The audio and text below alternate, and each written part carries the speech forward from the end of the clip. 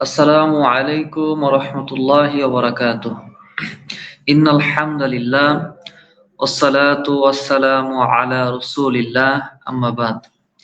দেশ এবং প্রবাস থেকে যে যেখান থেকে আমাদের নিয়মিত ধারাবাহিক অনুষ্ঠান তোহফায়ে রমাদান মুফতি আব্দুল কাদের বিন আব্দুল সালাম পেজ থেকে দেখছেন, সবাইকে জানাচ্ছি আন্তরিক অভিনন্দন ও মোবারকবাদ। আজকে আমরা আপনাদের সামনে একটি বিষয় নিয়ে উপস্থিত হয়েছি। আমরা প্রতিদিনই আপনাদের সামনে ইসলামিক বিভিন্ন বিষয় নিয়ে আলোচনা করে থাকি। সেই সুবাদে আজকেও আমরা নতুন বিষয় নিয়ে উপস্থিত হয়েছি। আমাদের স্টুডিওতে দুজন সম্মানিত মুফতিদ্বয় রয়েছেন। একজন উস্তাদুল উলামা মুফতি মুহাদ্দিস আব্দুল কাদের বিন আব্দুল সালাম সাহেব এবং মুফতি শহীদুল ইসলাম সাহেব, আপনাদেরকে স্বাগতম। সেই সাথে আমাদের অনুষ্ঠানটি যারা লাইভ অনুষ্ঠান দেখছেন সবাইকে জানাচ্ছি আন্তরিক অভিনন্দন এবং মোবারকবাদ। আপনাদের কাছে আমাদের অনুরোধ এবং চাওয়া থাকবে, আমাদের এই অনুষ্ঠানটি আপনারা বেশি বেশি শেয়ার করে দিবেন, মানুষদেরকে ইসলামিক জ্ঞান আহ, জ্ঞান ইসলামিক বিভিন্ন বিষয় জানার জন্য সহযোগিতা করবেন শেয়ারের মাধ্যমে। এবং আমাদের এই অনুষ্ঠানের শেষ পর্যায়ে প্রশ্নোত্তর পর্ব রয়েছে। প্রত্যেক দিনের ন্যায় আমরা প্রশ্নোত্তর পর্ব করে থাকি। আপনারা বিভিন্ন প্রশ্ন করে থাকেন রমজান সংক্রান্ত এবং শরিয়া সম্পন্ন। আমরা সেই সম্পর্কে আপনাদের কাঙ্ক্ষিত প্রশ্ন উত্তর দিয়ে থাকি। যারা আমাদের লাইভ অনুষ্ঠানটি দেখছেন, আমরা আশা করব আপনারা আমাদের অনুষ্ঠানটি বেশি বেশি শেয়ার করে দেবেন এবং আপনাদের কোনো কাঙ্ক্ষিত প্রশ্ন থাকলে আমাদেরকে করবেন। ইনশাল্লাহ আমরা আপনাদের প্রশ্নের উত্তর দিব। আমরা এই পর্যায়ে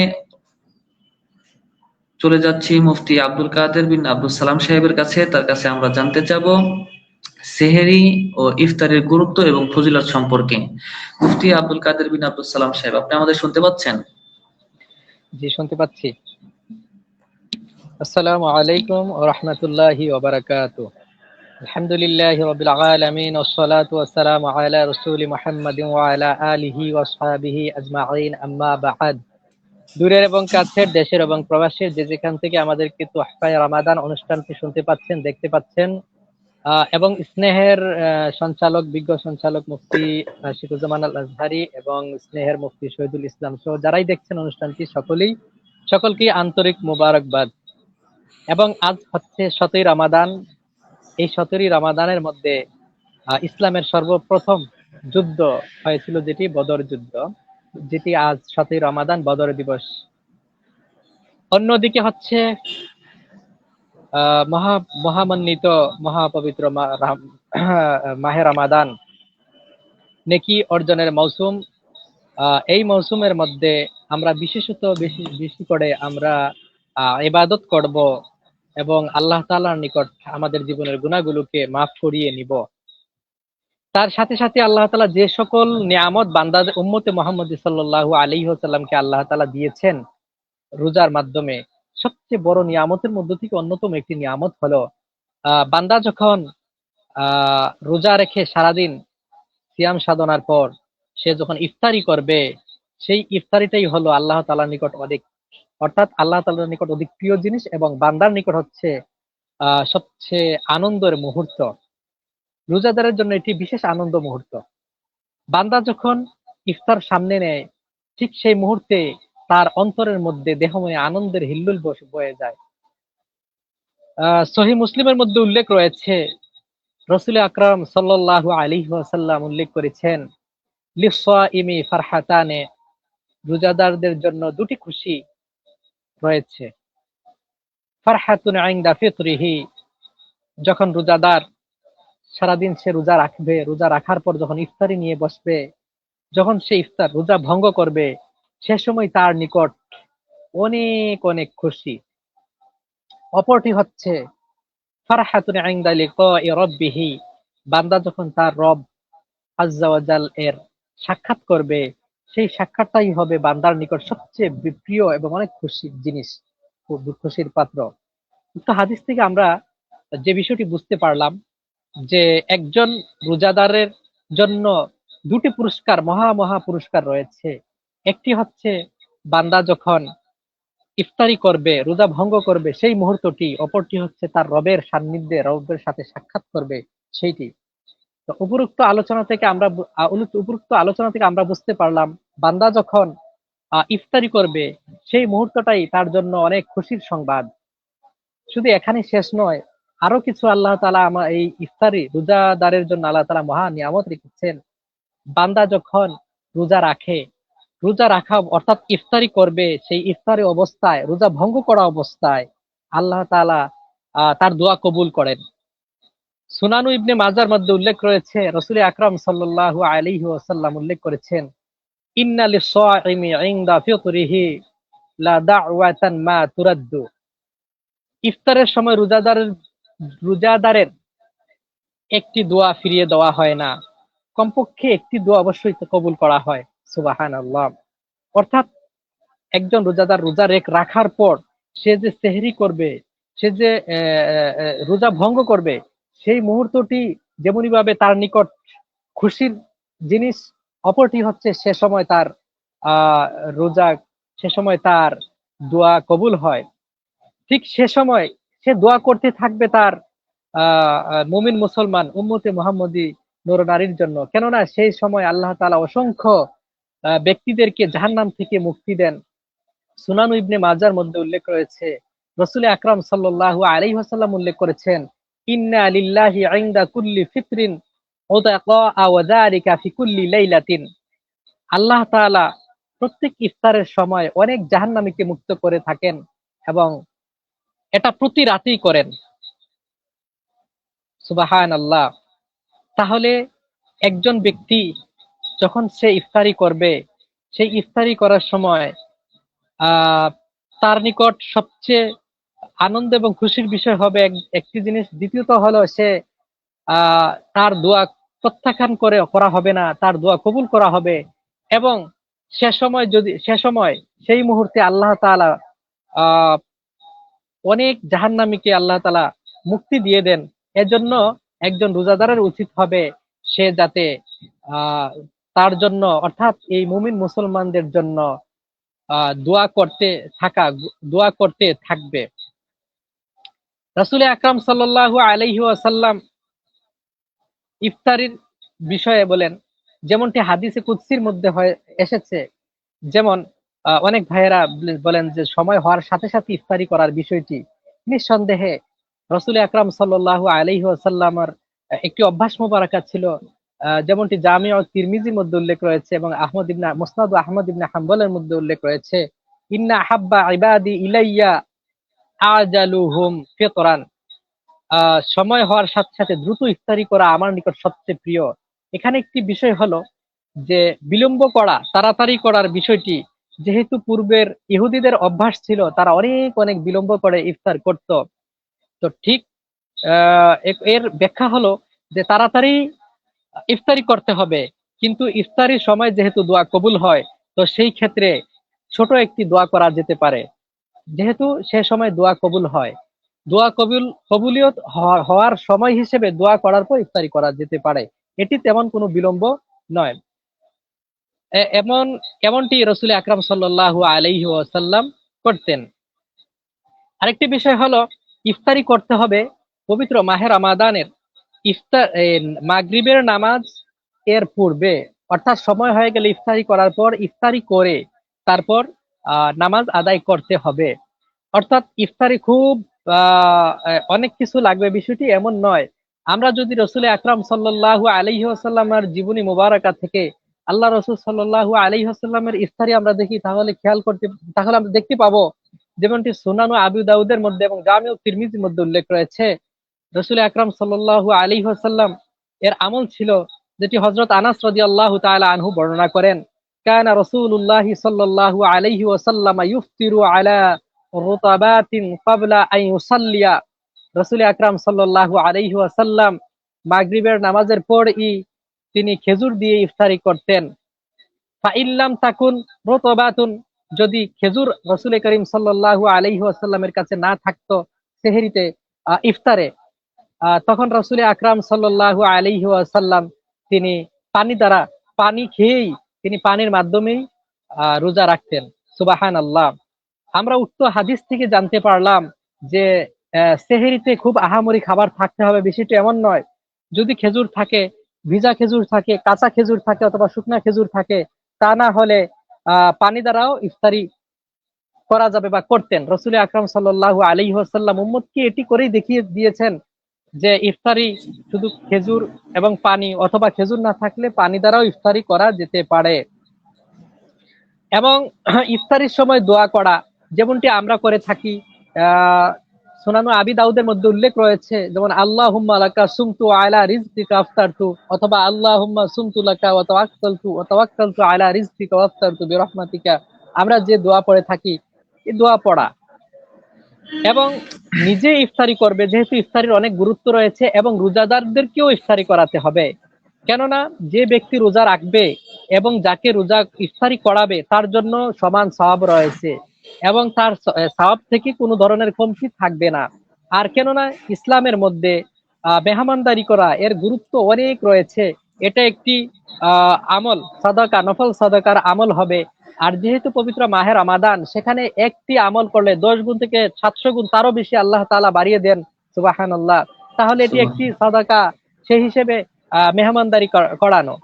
আহ সুনানু ইবনে মাজা এবং জামিউ তিরমিজি সুনানুল কুবরা লিন নাসাইর মধ্যে উল্লেখ রয়েছে, রাসূল আকরাম সাল্লাল্লাহু আলাইহি ওয়াসাল্লাম ইরশাদ করেছেন, মান ফাত্তারা সাইমান কানা লাহু মিসলু আজরিহি গয়রা আন্নাহু লা ইয়ানকুসু মিন আজরি সাইমি শাইআন।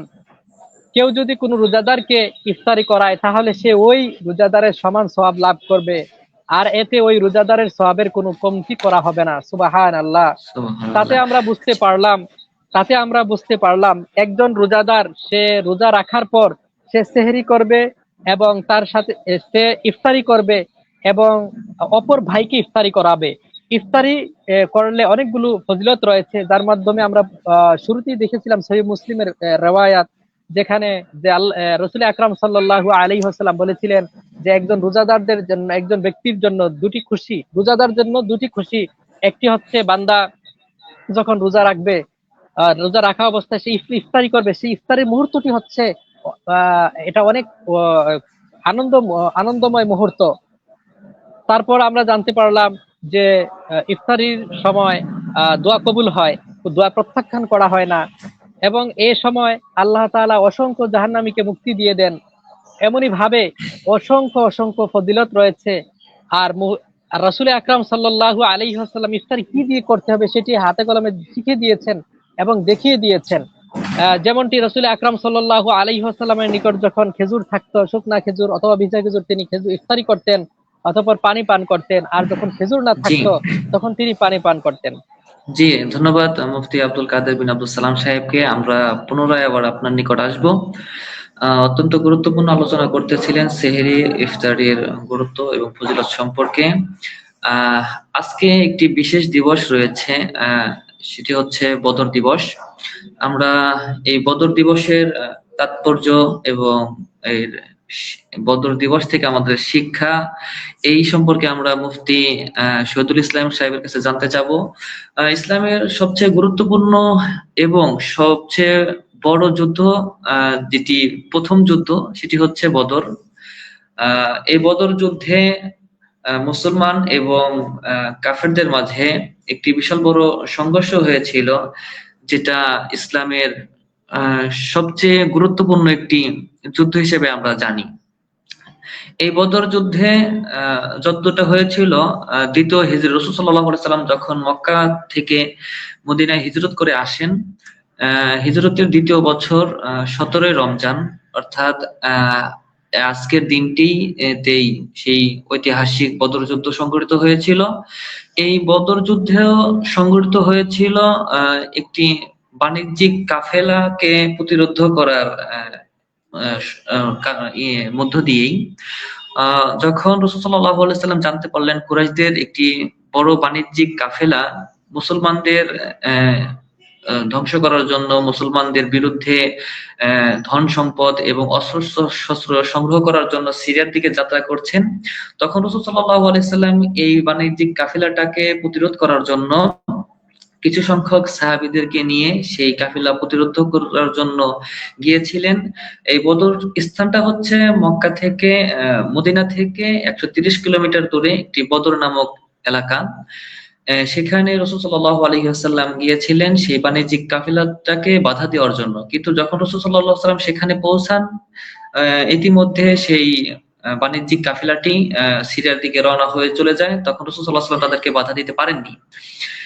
যখন এই কাফেলাটি সিরিয়া থেকে আবার পুনরায় ফিরে আসতেছিল বাণিজ্যিক কাফেলাটা, তখন রাসূল সাল্লাল্লাহু আলাইহি ওয়াসাল্লাম সেখানে সেই কাফেলাটাকে প্রতিরোধ করার জন্য গিয়েছিলেন ৩১৩ জন সাহাবীদেরকে নিয়ে। ইতিমধ্যে সেই বাণিজ্যিক কাফেলার যে প্রধান ছিল সে খবর পেয়ে যে মুসলমান তাদেরকে ধ্বংস করার জন্য, তাদের বাণিজ্যিক কাফেলার মাল লুণ্ঠন করার জন্য আসছিল, তাদের সাথে যুদ্ধ করার জন্য, অথচ যুদ্ধ করার জন্য নয়। তখন সেই বাণিজ্যিক কাফেলার যে প্রধান ছিল সে মক্কায় খবর পাঠায় যে তোমাদের মাল তোমরা হেফাজত করো, মুহাম্মদ সাল্লাল্লাহু আলাইহি ওয়াসাল্লাম সে তোমাদের মাল ধ্বংস করে দিবে এবং যুদ্ধের পরিকল্পনা করেছে। এই তথ্য যখন মক্কায় চলে যায়, তখন মক্কার বড় বড় কাফের এবং যারা ছিল তারা বিশাল বড় একটি সৈন্যবাহিনী, প্রায় 1000 সৈন্য নিয়ে এই বদর নামক এলাকায় উপস্থিত হন এবং সেখানে এই ঐতিহাসিক বদর যুদ্ধ সংঘটিত হয়। এই বদর যুদ্ধর যে প্রান্তরটা রয়েছে, বদর নামকরণের কারণটা আমি একটু বলে দিই। বদর সেই স্থানে একটি কূপের নাম, কেউ কেউ বলেছেন একটি কূপ ছিল, যে কূপটির নাম ছিল বদর। আবার অনেকে বলেছে সেখানে একটি কূপ ছিল এবং সেই কূপের পানিটা ছিল এত স্বচ্ছ, এত পরিষ্কার, পূর্ণিমার চাঁদ যখন উঠতো তখন ওই পানিতে যখন চাঁদটা পড়তো তখন স্পষ্ট ওই পূর্ণিমার চাঁদ পানিতে দেখা যেত। এর কারণে এর নাম হয়েছে বদর।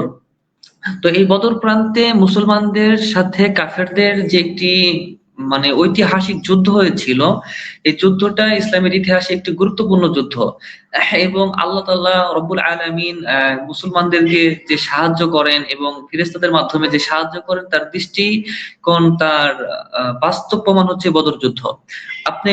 আমরা সকলেই জানি বদর যুদ্ধে মুসলমানদের সংখ্যা ছিল ৩১৩ জন, অপরদিকে কাফেরদের সংখ্যা ছিল 1000-এর ঊর্ধ্বে।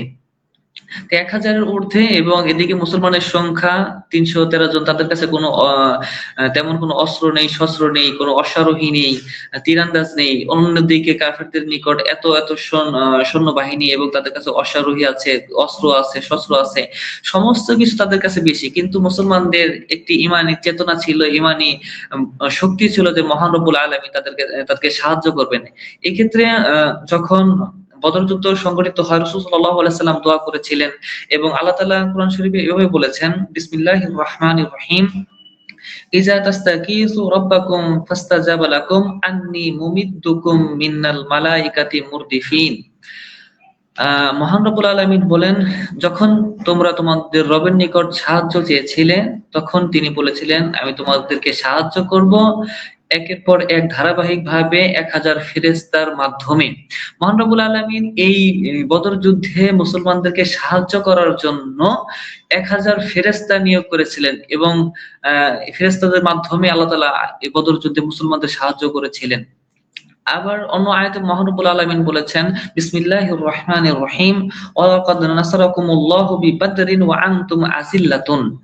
মহান রব্বুল আলামিন বলেন, অবশ্যই আল্লাহ তাআলা তোমাদেরকে বদর যুদ্ধে সাহায্য করেছিলেন তোমরা দুর্বল থাকা সত্ত্বেও।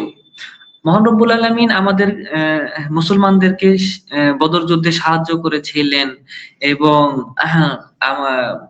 এত সৈন্যবাহিনী কাফেরদের মোকাবেলায় যদি আল্লাহ তাআলার সাহায্য না থাকতো, আল্লাহ যদি সাহায্য না করতেন, সেদিন হয়তো বা ইসলাম বিজয় হতো না। এর কারণে আমাদের এখান থেকে আমরা বদর যুদ্ধ থেকে শিক্ষণীয় বিষয় আমরা মুফতি শহীদুল ইসলাম সাহেবের কাছে জানবো এবং বদর সাহাবীদের মর্যাদা। কারণ আমরা বদর সাহাবীদের মর্যাদা অনেকেই শুনেছি, আহলে বদরদের আল্লাহ তাআলা ক্ষমা করে দিয়েছেন, তাদের পূর্ব এবং পরের সমস্ত গুনাহ ক্ষমা করে দিয়েছেন। এই সম্পর্কে সহিহ বুখারী শরীফে একটি হাদিস রয়েছে। রাসূল সাল্লাল্লাহু আলাইহি ওয়াসাল্লাম বলেন, আল্লাহ ইত্তালা আলা আহলি বদরিন ফাকাল আমালু মা শি'তুম ফাকাদ গফারতু লাকুম। আল্লাহ তাআলা বলেছেন, আমি বদর যুদ্ধের সাহাবীদের, আহলে বদর যারা আছে তাদেরকে ক্ষমা করে দিয়েছি, তোমরা যা ইচ্ছা করতে পারো, আমি তোমাদেরকে ক্ষমা করে দিয়েছি। এবং আরেকটা আমরা ঘটনা জানি, যখন আল্লাহ রাসূল সাল্লাল্লাহু আলাইহি সাল্লাম মক্কা বিজয়ের পরিকল্পনা করতেছিলেন, তখন একজন সাহাবী এই রাসূল সাল্লাল্লাহু আলাইহি সাল্লামের যে পরিকল্পনা, যুদ্ধের পরিকল্পনা, এই সংবাদটি মক্কায় খবর দিয়েছিলেন একটি চিঠির মাধ্যমে। একটা মহিলার কাছে পাঠিয়ে দিয়েছিলেন যে, রাসূল তোমরা সাবধান হও, রাসূল সাল্লাল্লাহু আলাইহি সাল্লাম হয়তোবা মক্কা বিজয়ের জন্য প্রস্তুতি গ্রহণ করছেন। তখন আল্লাহ রাসূল সাল্লাল্লাহু আলাইহি সাল্লাম ওহীর মাধ্যমে যখন এই সংবাদটা জানতে পারলেন, তখন কিছু সাহাবীকে পাঠান ওই মহিলাকে ধরার জন্য, যে এই মহিলার কাছে সাহাবী হাতিব ইবনে আবি বালতা খবর পাঠিয়েছিলেন যে ওই মহিলাকে ধরে নিয়ে আসো। ওই মহিলার কাছে একটি চিঠি আছে, যে চিঠিটা আমাদের মক্কা বিজয়ের যে আমরা পরিকল্পনা করেছি সেই সম্পর্কে দেওয়া। তখন সেই চিঠিটি নিয়ে আসা হলো এবং রাসূল সাল্লাল্লাহু আলাইহি সাল্লামের সামনে যখন হাতিব ইবনে আবি বালতাকে দাঁড় করানো হলো, তখন ওমর রাদিয়াল্লাহু তাআলা আনহু তাকে প্রহার করার জন্য এবং তাকে হত্যা করার জন্য বললেন। তখন আল্লাহ রাসূল বললেন, সাবধান হও, সে আহলে বদর, সে বদর সাহাবী। বদর সাহাবীর মর্যাদা কত ঊর্ধ্বে। এবং আমরা এই বদর যুদ্ধ থেকে আমরা কি শিক্ষা নিতে পারি, আমাদের শিক্ষা কি, এই সম্পর্কে আমরা বিজ্ঞ মুফতি শহীদুল ইসলাম সাহেবের কাছে জানতে চাবো। আমি আমার এই দীর্ঘ আলোচনার জন্য আমি ক্ষমা চেয়ে নিচ্ছি। মুফতি শহীদুল ইসলাম সাহেব, আপনি কি আমাদের শুনতে পাচ্ছেন?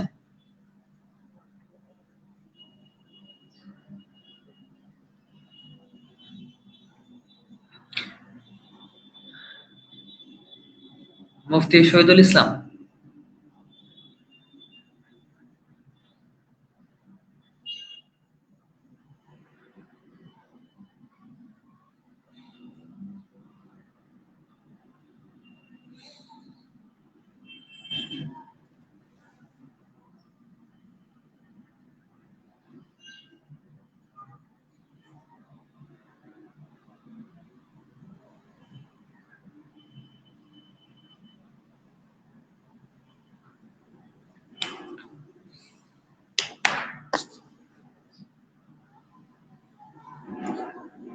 মুফতি শহীদুল ইসলাম কি শুনতে পাচ্ছেন আমাদেরকে একটু?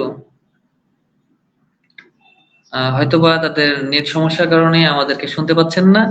আমি আলোচনা করতেছিলাম বদর যুদ্ধের ঐতিহাসিক ঘটনা সম্পর্কে। এর প্রেক্ষাপটটা দেখেন, হয়তোবা নেট সমস্যার কারণে একটু পরে চলে আসবে হয়তোবা।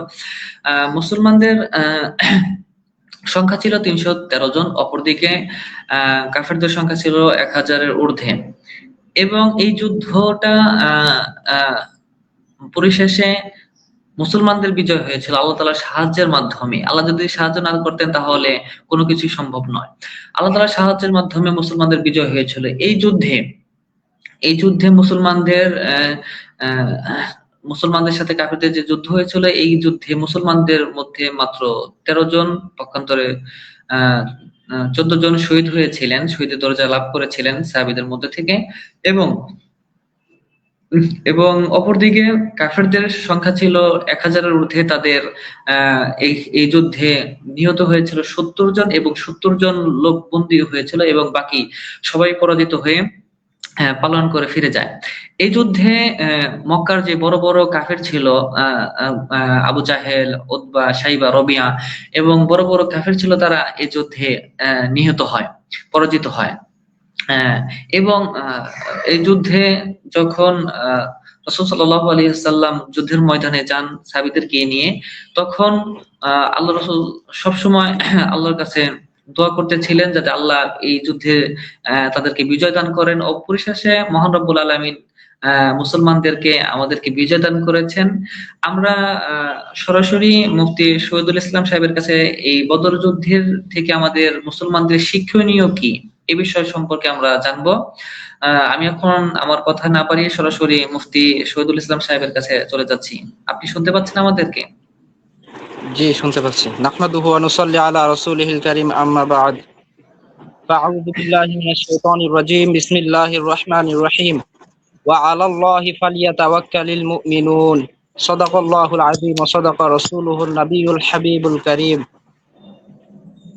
যে যেখান থেকে আজকে আমাদের এই লাইভ অনুষ্ঠানটি দেখছেন, সকলকে জানাচ্ছি আন্তরিক মোবারকবাদ ও অভিনন্দন। এবং আমার পূর্বে আলোচনা করেছেন মুফতি আব্দুল কাদের বিন আব্দুল সালাম সাহেব, তিনাকে জানাচ্ছি অসংখ্য ধন্যবাদ। এবং মুফতি আশিকুজ্জামান আল আজহারি, তিনি বদর যুদ্ধের ইতিহাস সম্পর্কে খুবই গুরুত্বপূর্ণ আলোচনা করেছেন, সুন্দর আলোচনা করেছেন, তেনাকে জানাচ্ছি অসংখ্য ধন্যবাদ। বদর যুদ্ধের তাৎপর্য ও শিক্ষা। বদর যুদ্ধ থেকে আমাদের অনেক শিক্ষার বিষয় রয়েছে। তো বদর যুদ্ধের তাৎপর্য হলো ইসলামী ইতিহাসের মধ্যে বদর ঐতিহাসিক বদর যুদ্ধ অত্যন্ত গুরুত্বপূর্ণ তাৎপর্য রাখে। এই বদর যুদ্ধ ছিল মুসলমানদের আত্মরক্ষার জন্য এবং সত্যের পথে অন্যায়, অবিচার, অত্যাচার, জুলুম, নির্যাতনের বিরুদ্ধে। এই বদর যুদ্ধকে বলা হয়ে থাকে এই বদর যুদ্ধ মাধ্যমেই সত্য মিথ্যার মধ্যে পার্থক্য চিহ্নিত হয়। এই জন্য এই বদর যুদ্ধকে বলা হয়ে থাকে সত্য মিথ্যার মধ্যে পার্থক্যকারী। বদর যুদ্ধের যে শিক্ষা রয়েছে, বদর যুদ্ধের মধ্যে অনেক শিক্ষা রয়েছে। মুসলমানদের জন্য অনেক বিষয়ে শিক্ষণীয় বিষয় রয়েছে বদর যুদ্ধের মধ্যে। এই জন্য বদর যুদ্ধের ইতিহাস সম্পর্কে আমাদের সকলেরই জানা থাকা আবশ্যক, জরুরি, এবং এর থেকে আমাদের সকলের শিক্ষা গ্রহণ করা উচিত। বদর যুদ্ধের মধ্যে যে সকল শিক্ষা রয়েছে এর মধ্যে কয়েকটি গুরুত্বপূর্ণ শিক্ষণীয় বিষয় নিয়ে আমি আলোচনা করব ইনশাল্লাহ। এর মধ্যে সবচেয়ে গুরুত্বপূর্ণ যে শিক্ষণীয় বিষয় সেটা হলো দোয়ায় শিথিলতা প্রদর্শন না করা। দোয়া হচ্ছে, হাদিসের ভাষ্য অনুযায়ী, দোয়া হচ্ছে ইবাদত।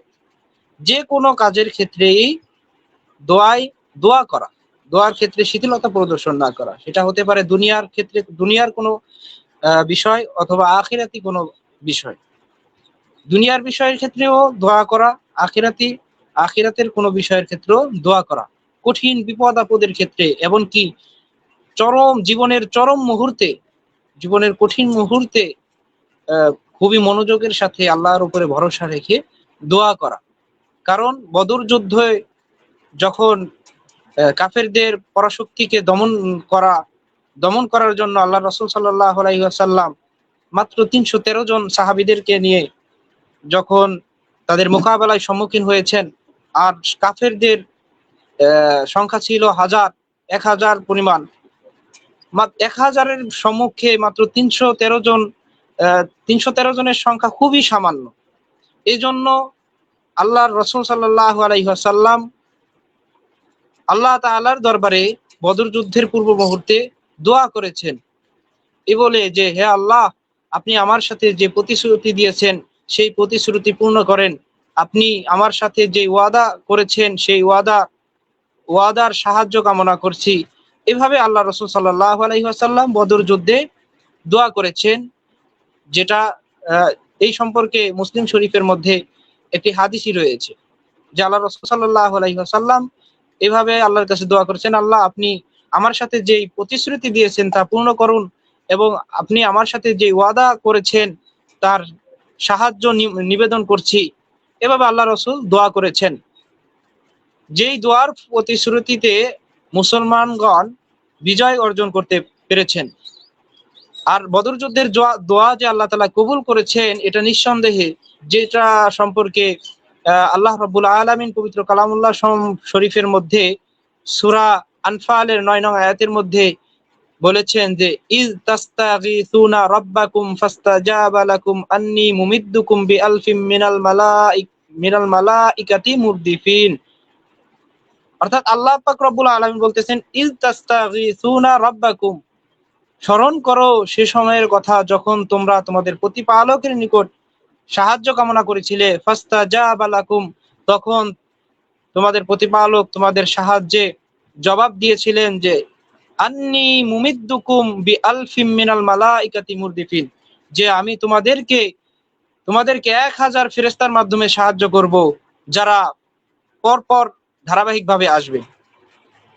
তো এই আয়াতের মাধ্যমে স্পষ্ট হয়ে যায় যে আল্লাহ রাসূল সাল্লাল্লাহু আলাইহি ওয়াসাল্লাম যে আল্লাহ তাআলার কাছে দোয়া করেছিলেন সেই দোয়া আল্লাহ তাআলা কবুল করেছেন। এমনকি বদর যুদ্ধের মধ্যে 1000 ফেরেশতার মাধ্যমে আল্লাহ তাআলা সাহায্য করেছেন মুসলমানদেরকে। রাসূল সাল্লাল্লাহু আলাইহি ওয়াসাল্লাম যে দোয়া করেছেন, এই দোয়া নিঃসন্দেহে সেদিন কবুল হয়েছে, এবং এই দোয়া শুধু কবুলই হয়নি, এই দোয়ার বদলতে আমরা এই ইসলাম পেয়েছি। দ্বিতীয় নম্বর আরেকটি শিক্ষণীয় বিষয় হলো সকল কাজেই আল্লাহ তাআলার উপরে এতেমাদ করা, ভরসা করা, আল্লাহর উপরে তাওয়াক্কুল করা, আল্লাহর উপরেই দৃঢ়ভাবে বিশ্বাস স্থাপন করা। সেটা হতে পারে দুনিয়াবি কোনো কাজ অথবা উখরাবি কোনো কাজ। দুনিয়াবি কোনো কাজের ক্ষেত্রে এবং আখিরাতের কোনো কাজের ক্ষেত্রে, এক কথায় সর্ব কাজের ক্ষেত্রেই আল্লাহর উপরে এতেমাদ রাখা, দৃঢ় বিশ্বাস রাখা এবং তাওয়াক্কুল করা আল্লাহর উপরে। কারণ বদর যুদ্ধের মধ্যে সামান্য অল্প কয়েকজন মুসলিম সৈন্য ছিল আর কাফের সৈন্য ছিল 1000। এই 1000 সৈন্যর মোকাবেলা করেছেন 313 জন সৈন্য। তাদের ভরসা ছিল, দৃঢ় তাওয়াক্কুল ছিল আল্লাহ তাআলার উপরে যে আল্লাহ তাআলা অবশ্যই আমাদেরকে বিজয় দান করবেন। তারা অন্য কারো উপরে তাওয়াক্কুল করেননি, বিশ্বাস করেননি, একমাত্র আল্লাহর উপরে তাওয়াক্কুল করেছেন এবং ভরসা করেছেন। আর আল্লাহ পাক রব্বুল আলামিন পবিত্র কালামুল্লাহ শরীফের মধ্যে ফরমান, সূরা ইব্রাহিমের 11 নম্বর আয়াতের মধ্যে আছে, ওয়া আলাল্লাহি ফালিয়াতাওয়াক্কালিল মুমিনুন। মুমিনগণ তো একমাত্র আল্লাহর উপরেই তাওয়াক্কুল করে। অন্য আয়াতের মধ্যে আছে সূরা তালাকের 3 নং আয়াতের মধ্যে আল্লাহ তাআলা বলেছেন, ওয়ামান ইয়াতাওয়াক্কাল আলাল্লাহি ফাহুয়া হাসবুহু। যারা আল্লাহর উপরে তাওয়াক্কুল করে আল্লাহ তাদের জন্য যথেষ্ট। সুবহানাল্লাহ। সুতরাং বদর যুদ্ধের মধ্যে মুসলিমগণ, সাহাবায়ে কেরাম, রাসূল সাল্লাল্লাহু আলাইহি ওয়াসাল্লাম সকলেই আল্লাহর উপরে তাওয়াক্কুল করেছেন। আর আল্লাহ তাআলা আয়াতের কোরআন শরীফের মধ্যে বলেছেন যে যারা আল্লাহর উপরে তাওয়াক্কুল করে আল্লাহই তাদের জন্য যথেষ্ট। এজন্য বদর যুদ্ধে আল্লাহর উপরে তাওয়াক্কুল করার কারণেই মুসলিমগণ বিজয় অর্জন করতে পেরেছেন। জি মুফতি বদর শহীদুল ইসলাম জি মুফতি শহীদুল জি ইসলাম সাহেব, আপনার কাছে আমরা পুনরায় আবার আসবো। আমাদের অনুষ্ঠান প্রায় শেষের দিকে, আমরা আপনার কাছে পুনরায় আবার আসবো। আমি এখন সরাসরি চলে যেতে চাচ্ছি মুফতি আব্দুল কাদের বিন আব্দুল সালাম সাহেবের কাছে। আপনি অত্যন্ত গুরুত্বপূর্ণ আলোচনা করতেছিলেন সেহরি ও ইফতারের গুরুত্ব ও ফজিলত সম্পর্কে। আপনার এই আলোচনার সারসংক্ষেপ এবং মূল কথা যদি আমাদেরকে বলে দিতেন, আমরা অনুষ্ঠানের একদম শেষ পর্যায়ে এসে গেছি। জি, অসংখ্য ধন্যবাদ। যারা এতক্ষণ ধরে ধৈর্যের সাথে আমাদের অনুষ্ঠানটি শুনছিলেন সকলকে আন্তরিক মুবারকবাদ। আলোচনা করছিলাম আহ, রোজার সেহরি এবং ইফতার প্রসঙ্গে, ইফতার পড়া নিয়ে। যে আমার আলোচনা শোনা যাচ্ছে? জি শোনা যাচ্ছে। দেখুন, সাহারির গুরুত্ব এবং ফজিলত রয়েছে। একজন রোজাদার কখন সাহারি করবে? রোজার নিয়তে সুবহে সাদিকের পূর্ব থেকে যে খাবার গ্রহণ করা হয় তা হলো সাহারি, এবং সেটি পেট ভরে খেতে হবে এমনটি নয়। 1 ঢুক অথবা 2 ঢুক পানির দ্বারাও আদায় করা সুন্নত। আমরা পূর্বে দেখিয়েছিলাম রাসূল আকরাম সাল্লাল্লাহু আলাইহি ওয়াসাল্লামের জীবনী মোবারক থেকে ইফতারের বর্ণনা। সাহারিতে অনেক বারাকা রয়েছে। সাহারি আমরা কেন করব? দেখুন, সহিহ বুখারী এবং মুসলিমের মধ্যে উল্লেখ রয়েছে, রাসূল আকরাম সাল্লাল্লাহু আলাইহি ওয়াসাল্লাম ইরশাদ করেছেন, তাসাহহারু ফা ইন্না ফিস সাহুরি বারাকাতান। তোমরা সাহারি করো, কেননা সাহারির খাবারে অনেক বরকত রয়েছে। সুবহানাল্লাহ। শুধু শুধু বারাকা রয়েছে এমনই নয়, সাহারির খাবারে রোজা রাখার জন্য যে শক্তি প্রয়োজন সে শক্তিটি যোগায়। সুবহানাল্লাহ। এতে করে যেমন শরীরের শক্তি, খায়ের বরকত এবং পূর্ণময় কল্যাণ নিহিত রয়েছে। এবং আল্লাহ রাসূল সাল্লাল্লাহু আলাইহি ওয়াসাল্লাম উদ্বুদ্ধ করেছেন যাতে করে সেহরি খেয়ে রোজা রাখা হয়। যারা সাহারি করে তাদের উপর আল্লাহর রহমত বর্ষিত হয়। মুসনাদ আহমদ ইবনে হাম্বলের মধ্যে উল্লেখ রয়েছে, রাসূল আকরাম সাল্লাল্লাহু আলাইহি ওয়াসাল্লাম ইরশাদ করেন, আস-সাহুরু আকলুহু বারাকাতান ফালা তাদাউহু ওয়ালাউ আই ইয়াজরা আহাদুকুম জারআতান মিন মাইন ফাইন্নাল্লাহা আযজা ওয়া জাল্লা ওয়া মালাইকাতাহু ইউসাল্লুনা আলাল মুতাসাহহিরিনা। রাসূল আকরাম সাল্লাল্লাহু আলাইহি ওয়াসাল্লাম ইরশাদ করেন, তিনি বলেন, সাহারিতে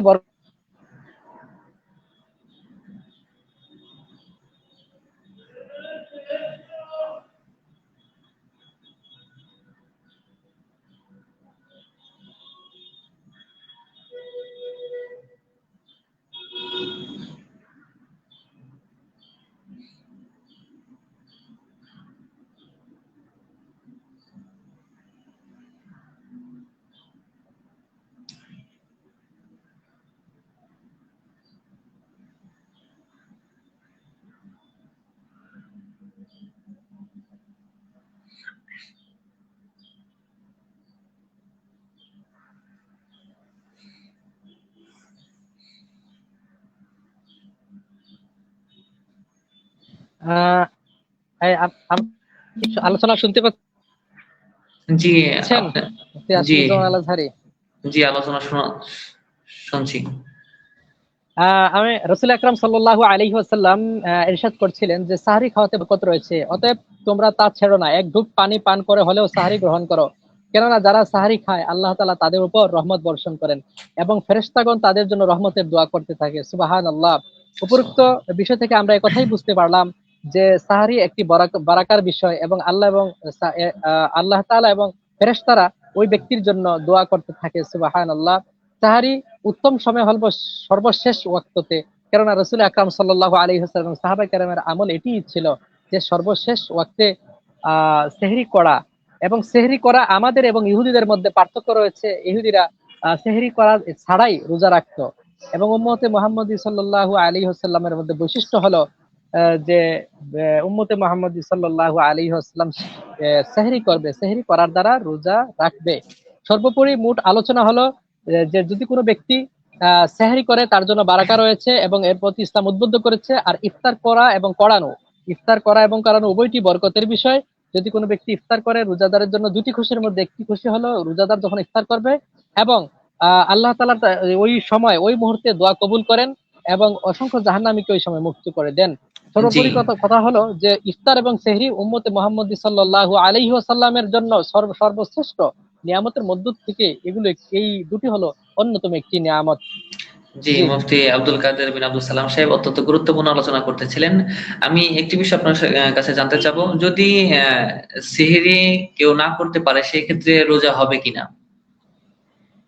দেখুন, যদি কোনো ব্যক্তি জরুরত অবস্থায় অর্থাৎ জাগতে পারেনি, অর্থাৎ সে সজাগ হতে পারেনি, তো সেই ক্ষেত্রে তার মিস হয়ে যায়, সেহরি খাইতে পারে না, তো সেই ক্ষেত্রে তার রোজাটা হয়ে যাবে, সে রোজা রাখলে তার রোজা হয়ে যাবে, এই ক্ষেত্রে কোনো রোজার প্রভাব পড়বে না।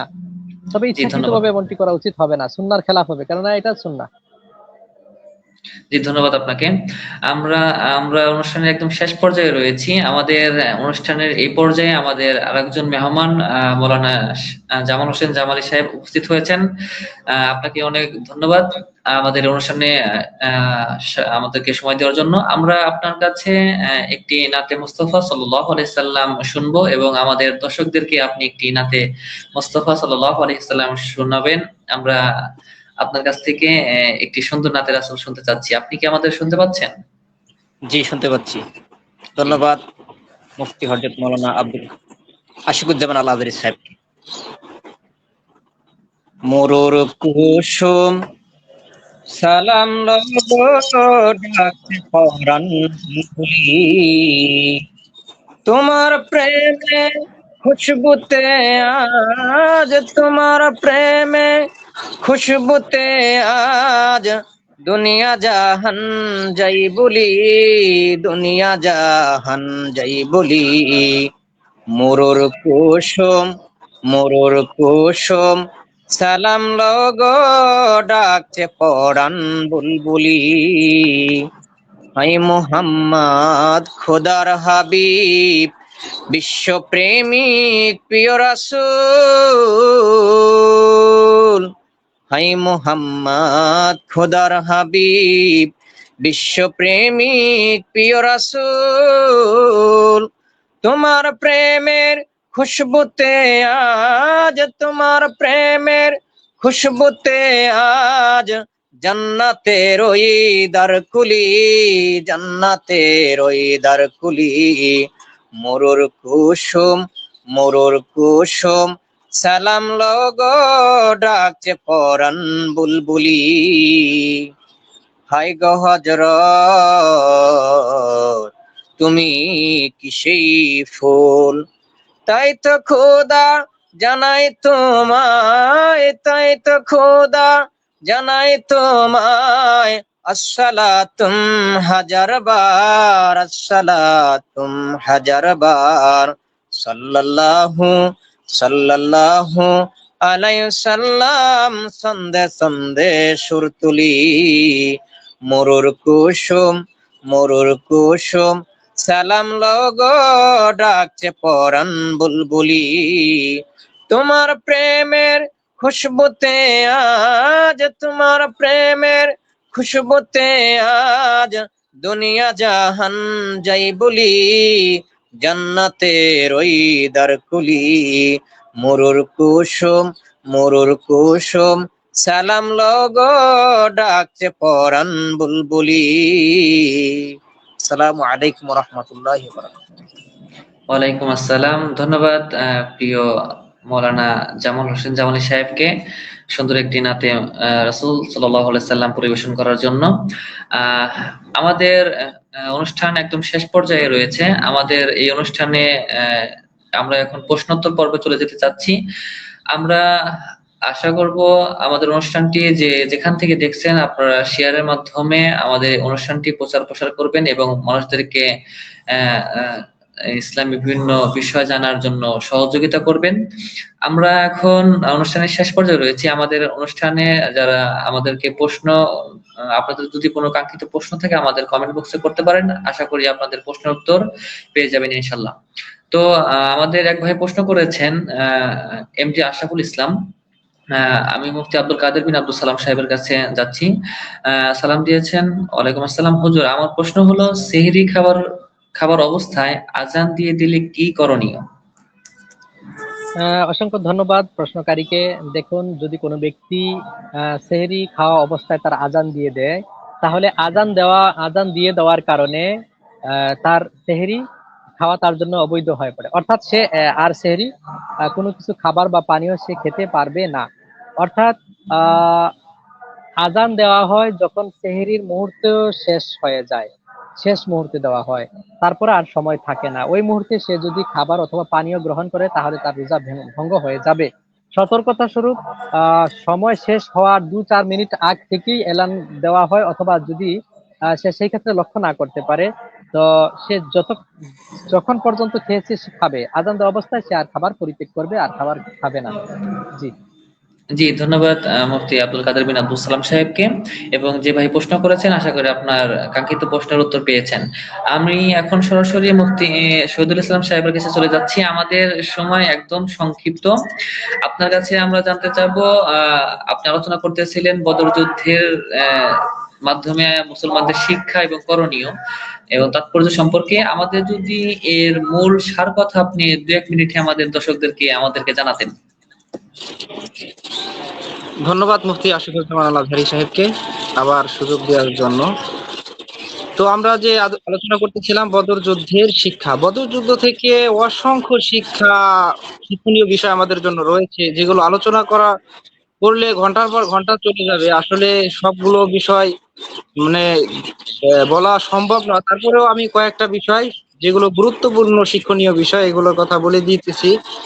1 নম্বরে যে শিক্ষাটা আমরা পেয়ে থাকি যে দোয়ায় কোনো শিথিলতা প্রদর্শন না করা। 2 নম্বরে আমরা যে শিক্ষাটা পেয়ে থাকি বদর যুদ্ধ থেকে যে সকল কাজে আল্লাহ তাআলার উপরে এতেমাদ করা, আল্লাহর উপরে দৃঢ় বিশ্বাস রাখা এবং আল্লাহর উপরে তাওয়াক্কুল করা, আল্লাহর উপরে ভরসা করা, সেটা দুনিয়াবী কাজ হোক বা আখিরাতি কাজ হোক। আরেকটা বিষয় আমরা শিক্ষা অর্জন করে থাকি যে বদর যুদ্ধে আমরা বদর যুদ্ধ থেকে শিক্ষা অর্জন করে থাকি যে সংখ্যা যদিও কম হয় কিন্তু সংখ্যা কম বেশি এটা বিষয় নয়, একমাত্র আল্লাহর উপরে ভরসা করাটাই মুখ্য বিষয়। এবং ঐক্যবদ্ধ থাকা, যে কোনো কাজেই ঐক্যবদ্ধ থাকা, এই শিক্ষাটাও আমরা বদর যুদ্ধ থেকে পেয়ে থাকি। এবং অন্যায়কারীকে প্রশ্রয় না দেওয়া, অন্যায়কারীকে শাস্তির আওতায় আনা এবং সমাজে ইনসাফ প্রতিষ্ঠা করা এবং এবং সর্বদাই অন্যায়ের বিরুদ্ধে